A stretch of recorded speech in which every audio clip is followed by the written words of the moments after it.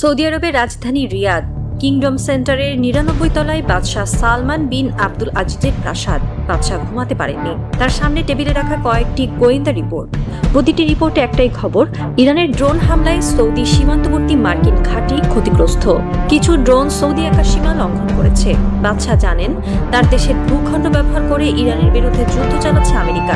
আর সেই যুদ্ধের জবাবে ইরান যখন সৌদি ভূখণ্ডে অবস্থিত মার্কিন স্থাপনায় হামলা চালায়, তখন সেটা কার্যত সৌদি সার্বভৌমত্বের ওপর আঘাত। কিন্তু বাদশাহ কি করতে পারেন? তিনি কি ইরানের বিরুদ্ধে যুদ্ধ ঘোষণা করবেন? তিনি কি আমেরিকার পক্ষে সরাসরি যুদ্ধে নামবেন? বাদশাহ জানেন এই প্রশ্নের উত্তর সহজ নয়, কারণ ওদিকে তেহরানে বসে আছেন এক ব্যক্তি যার কৌশল বুঝতে না পেরে বারবার ভুল করেছে পশ্চিমা বিশ্ব। সেই ব্যক্তি মোজতবা খামেনি, ইরানের সর্বোচ্চ নেতার পুত্র, কিন্তু পরিচয় অনেক বড়। তিনি এখন ইরানের ছায়াযুদ্ধের অদৃশ্য সেনাপতি। আর তিনি এমন এক কৌশল তৈরি করেছেন যার ফলে আরব দেশগুলো ইরানের উপর হামলা হওয়া সত্ত্বেও চুপ করে আছে। শুধু চুপ নয়, তারা ভয়ে জড়সড়। বাদশাহ সালমান জানালার বাইরে তাকালেন। রিয়াদের আকাশে তখন কেবল তারা, কিন্তু তিনি জানেন এই তারাদের নিচে লুকিয়ে আছে অন্ধকার। সেই অন্ধকারের নাম জনতার রোষ। যে রোষ একদিন মিশরের প্রেসিডেন্ট আনোয়ার সাদাতকে খুন করেছিল, সেই রোষ কি তাকেও গ্রাস করবে? এই ভয়েই আজ স্তব্ধ গোটা উপসাগর। মার্কিন রাষ্ট্রবিজ্ঞানী ও ইউনিভার্সিটি অফ শিকাগোর মধ্যপ্রাচ্য বিশেষজ্ঞ রবার্ট পেপে সম্প্রতি এক বিশ্লেষণে চাঞ্চল্যকর তথ্য দিয়েছেন। তার মতে ইরান সামরিক শক্তি প্রয়োগের পাশাপাশি উপসাগরীয় দেশগুলোকে যুদ্ধে নিরপেক্ষ রাখার জন্য একটি বিশেষ রাজনৈতিক মনস্তাত্ত্বিক কৌশল ব্যবহার করছে, যা সরাসরি উপসাগরীয় দেশগুলোর অভ্যন্তরীণ রাজনীতিকে লক্ষ্যবস্তু করছে। পেপে বলছেন, ইরান মধ্যপ্রাচ্যে মার্কিন স্থাপনায় হামলার মাধ্যমে উপসাগরীয় দেশগুলোর সার্বভৌমত্ব লঙ্ঘন করছে। তাদের লক্ষ্য হচ্ছে মধ্যপ্রাচ্যে মার্কিন সামরিক সক্ষমতা ঘুরিয়ে দেওয়া। আর একই সঙ্গে সেসব অবকাঠামো যেহেতু উপসাগরীয় দেশগুলোর ভূখণ্ডে অবস্থিত, তাই সেখানে হামলা এমনভাবে নিয়ন্ত্রণ করা হচ্ছে যাতে হামলা শিকার হয়েও উপসাগরীয় দেশগুলো ইরানের বিরুদ্ধে পাল্টা যুদ্ধ ঘোষণা করতে না পারে। এখন পর্যন্ত ইরান এই কৌশলে সফল হয়েছে। এই কৌশলের মূল চাবিকাঠি হলো আরব জনগণকে বার্তা দেওয়া। ড্রোন ও ক্ষেপণাস্ত্র হামলার মাধ্যমে শুধু সামরিক লক্ষ্যবস্তু নয়, বরং আরব জনগণকে একটি রাজনৈতিক বার্তা দিতে চাইছে ইরান। সেই বার্তা হলো, ইসরায়েল ও যুক্তরাষ্ট্রের চাপিয়ে দেওয়া যুদ্ধে জড়িয়ে উপসাগরীয় দেশগুলো কেন মূল্য চুকাবে? আমেরিকার যুদ্ধে নিজেদের জড়িয়ে কেন আরব জনগণকে মূল্য দিতে হবে? এই বার্তা কাজ করছে। আরব রাস্তায় এখন ইরানের প্রতি সমর্থন বাড়ছে, ফিলিস্তিনের পক্ষে জনমত করছে। আর এই জনমতের চাপেই আজ উপসাগরীয় শাসকরা ইরানের বিরুদ্ধে কোনো পদক্ষেপ নিতে পারছেন না। উপসাগরীয় শাসকদের এই ভয়ের পেছনে মধ্যপ্রাচ্যের ইতিহাস একটি বড় কারণ। ১৯৯৮ সালে মিশরের প্রেসিডেন্ট আনোয়ার সাদাত যুক্তরাষ্ট্র ও ইসরায়েলের সঙ্গে মিলে ঐতিহাসিক ক্যাম্প ডেভিড চুক্তি স্বাক্ষর করেছিলেন। সেই চুক্তির মাধ্যমে মিশর ইসরায়েলকে স্বীকৃতি দেয়, বিনিময়ে সিনাই উপদ্বীপ ফিরে পায়। কিন্তু এই সমঝোতার কারণে মিশরের অভ্যন্তরে ব্যাপক ক্ষোভ তৈরি হয়। আরব বিশ্ব সাদাতকে বিশ্বাসঘাতক আখ্যা দেয়। ইসলামপন্থী গোষ্ঠীগুলো তার বিরুদ্ধে জিহাদ ঘোষণা করে। শেষ পর্যন্ত ১৯৮১ সালের ৬ অক্টোবর কায়রোতে এক সামরিক কুচকাওয়াজ চলছিল। সাদাত গ্যালারিতে দাঁড়িয়ে সেনাবাহিনীকে সালাম জানাচ্ছেন। হঠাৎ একটি সামরিক ট্রাক কুচকাওয়াজের লাইন থেকে বেরিয়ে আসে। ট্রাক থেকে নামে ৪ সেনা। তারা গ্রেনেড ও রাইফেল নিয়ে ছুটে যায় গ্যালারির দিকে। সাদাত ভেবেছিলেন এটাও কুচকাওয়াজের অংশ। তিনি দাঁড়িয়ে সেলুট জানাতে যান, তখনই গুলিবর্ষণ হয়। সাদাত মাটিতে লুটিয়ে পড়েন। পরে হাসপাতালে তার মৃত্যু হয়। সাদাতের এই হত্যাকাণ্ড মধ্যপ্রাচ্যের রাজনীতিতে একটি বড় সতর্কবার্তা হয়ে আছে। এই ঐতিহাসিক উদাহরণই এখন উপসাগরীয় শাসকদের জন্য বড় উদ্বেগের কারণ। ব্রুকলিনস ইনস্টিটিউট এবং ইন্টারন্যাশনাল ক্রাইসিস গ্রুপের গবেষকরা মনে করছেন, উপসাগরীয় অঞ্চলের শাসকরা জানেন যে ইরানের বিরুদ্ধে সরাসরি যুদ্ধে অংশ নেওয়া মানে কেবল সামরিক সংঘাতে জড়িয়ে পড়া নয়, বরং নিজের দেশের অভ্যন্তরীণ রাজনৈতিক ঝুঁকি সৃষ্টি করা। একজন সিনিয়র সৌদি রাজপরিবার ঘনিষ্ঠ সাংবাদিক পশ্চিমা মিডিয়াকে বলেছেন, আমরা সাদাতের ভাগ্যের পুনরাবৃত্তি চাই না। আমাদের জনগণের একটা বড় অংশ ফিলিস্তিনের পক্ষে।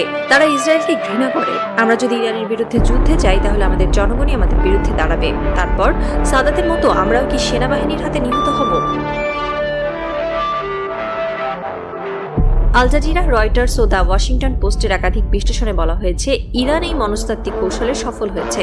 তাদের বিশ্লেষণ বলছে, উপসাগরীয় রাজতান্ত্রিক দেশগুলো, শাসক গোষ্ঠী ও জনগণের মধ্যে যে রাজনৈতিক দূরত্ব রয়েছে, ইরান ঠিক সেই জায়গাটিকে কৌশলগতভাবে ব্যবহার করছে। ইরানের প্রচারণা যন্ত্র বলছে, আমেরিকা ও ইসরায়েল এই অঞ্চলের শত্রু। তারা মুসলিম দেশগুলো দখল করতে চায়। আরব শাসকরা যদি তাদের পক্ষ নেয়, তাহলে তারা ইসলামের শত্রুদের পক্ষ নিচ্ছে। এই বার্তা কাজ করছে। আরব রাস্তায় এখন ইরানের প্রতি সমর্থন বাড়ছে। জর্ডানের রাজধানী আম্মানে, মিশরের কায়রোতে, এমনকি সৌদি আরবের রিয়াদেও মানুষ অদৃশ্য মিছিলে পোস্টার নিয়ে দাঁড়িয়ে আছে মৃত্যু আমেরিকা, মৃত্যু ইসরায়েল। একজন সৌদি নাগরিক বলেছেন, আমরা কেন আমেরিকার পক্ষ নেব? তারা তো মুসলমানদের হত্যা করেছে। ইরান যদি আমেরিকার বিরুদ্ধে লড়ে তাহলে ইরান আমাদের ভাই, আমরা ইরানের পক্ষে। এই জনমতই এখন সৌদি বাদশাহ, কাতারের শেখ, আরব আমিরাতের প্রেসিডেন্টের স্তব্ধ করে রেখেছে। ইরানের পক্ষ থেকে দাবি করা হয়েছে তারা দীর্ঘ 6 মাস পর্যন্ত প্রচন্ড যুদ্ধ চালিয়ে যেতে সক্ষমতা রাখে। তাদের ক্ষেপণাস্ত্র ভান্ডারে আছে হাজার হাজার ব্যালিস্টিক ও ক্রুজ মিসাইল। ড্রোন বাহিনী এতটাই শক্তিশালী যে তারা একই সঙ্গে শত শত ড্রোন ওড়াতে পারে। ইরানের সামরিক বাহিনীর কমান্ডার কোয়াদ জাফরি সম্প্রতি এক ভাষণে বলেছেন, আমরা আমেরিকার বিরুদ্ধে আরো 6 মাস পূর্ণ মাত্রায় যুদ্ধ চালিয়ে যেতে সক্ষম। আমাদের গোলা বারুদ অফুরন্ত, আমাদের যোদ্ধারা শহীদ হওয়ার জন্য উদ্গ্রীব। আমরা কি ভয় পাবো? এই হুমকি উপসাগরীয় দেশগুলোর জন্য বড় উদ্বেগের কারণ। তারা জানে ইরানের সঙ্গে যুদ্ধ মানে দীর্ঘমেয়াদী একটি কৌশলগত লড়াই, যা তাদের অর্থনীতি ধ্বংস করে দেবে। তেলের দাম আকাশচুম্বী হবে, বেকারত্ব বাড়বে, জনগণ ক্ষুব্ধ হবে। এই ঝুঁকি তারা নিতে চায় না।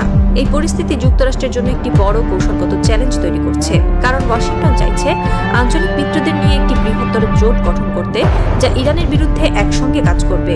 কিন্তু উপসাগরীয় দেশগুলো নিজেদের রাজনৈতিক স্থিতিশীলতার ঝুঁকি নিতে চাইছে না।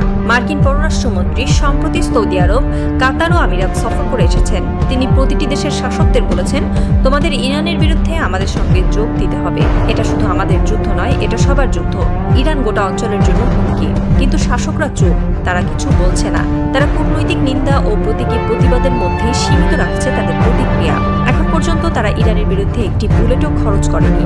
একজন মার্কিন গোয়েন্দা কর্মকর্তা নাম প্রকাশ না করার শর্তে আমেরিকান মিডিয়ায় হতাশ হয়ে বলছেন, আমরা ভেবেছিলাম আমাদের মিত্ররা আমাদের পাশে থাকবে, কিন্তু তারা আমাদের ছেড়ে দিয়েছে। তারা ইরানের ভয়ে চুপ, আর আমরা একা লড়ছি। তেহরানে মোজতবা খামেনি তার কমান্ডারদের নিয়ে বৈঠক করছেন। তার সামনে উপসাগরীয় দেশগুলোর শাসকদের ছবি। সৌদি বাদশাহ সালমান, কাতারের শেখ তামিম, আরব আমিরাতের মোহাম্মদ বিন জায়েদ। তিনি একে একে ছবিগুলোর দিকে তাকাচ্ছেন। তারপর বললেন, দেখুন আমাদের শত্রুরা কত বড়, কিন্তু দেখুন তারা কত ভীত।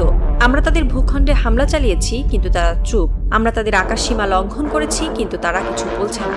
কারণ তারা জানে তাদের জনগণ আমাদের পক্ষে। তারা জানে যদি তারা আমাদের বিরুদ্ধে যায় তাহলে তাদের প্রাসাদগুলো পুড়ে যাবে। মোজতবা হাসলেন। সেই হাসিতে ছিল আত্মবিশ্বাস, ছিল শত্রুর দুর্বলতার পরিপূর্ণ জ্ঞান।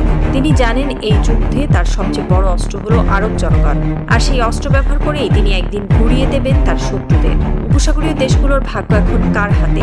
মোজতবা খামেনির হাতে, নাকি ট্রাম্পের হাতে, নাকি আরব রাস্তার জনতার হাতে? এই প্রশ্নের উত্তর হয়তো সময়ই দেবে। কিন্তু এখন পর্যন্ত এটা নিশ্চিত যে মোজতবা খামেনির কৌশলের কাছে আজ অসহায় গোটা উপসাগর। তারা ইরানের হামলা সহ্য করছে, কিন্তু প্রতিশোধ নিতে পারছে না। কারণ তারা জানে প্রতিশোধ নিতে গেলে তাদের প্রাসাদ পুড়ে যাবে, তাদের সিংহাসন কেঁপে উঠবে, আর তাদের জীবন শেষ হবে আনোয়ার সাদাতের মতো। সেই ভয়েই আজ